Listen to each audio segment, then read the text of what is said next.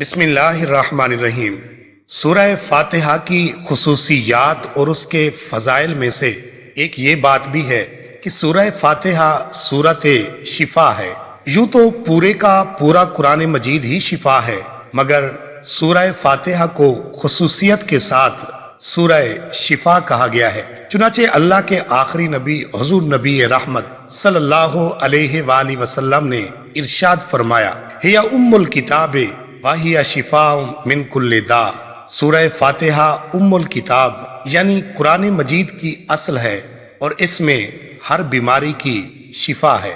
حضرت سیدنا ابو سعید خدری رضی اللہ عنہ سے روایت ہے کہ حضور نبی اکرم صلی اللہ علیہ وآلہ وسلم کے اصحاب میں سے کچھ حضرات قبائل عرب میں سے کسی ایک قبیلے میں تشریف لے گئے، تو ان قبیلے والوں نے ان کی ضیافت سے انکار کر دیا۔ اسی اسنا میں ان کے سردار کو کسی موذی جانور نے کاٹ لیا، تو وہ ان کے پاس آ کر کہنے لگے، کیا آپ کے پاس کوئی دوا یا دم کرنے والا ہے؟ تو انہوں نے کہا، چونکہ تم نے ہماری ضیافت نہیں کی، لہٰذا ہم اس وقت تک کچھ نہیں کریں گے جب تک تم ہمارے ساتھ کچھ معاوضہ مقرر نہ کر لو۔ سو انہوں نے بدلے میں کچھ بکریاں دینا منظور کیا۔ چنانچہ ان میں سے ایک صحابی نے سورہ فاتحہ پڑھی اور تکلیف والی جگہ پر اپنا لعاب تھوک لگایا۔ اس کی برکت سے اس کی تکلیف دور ہو گئی۔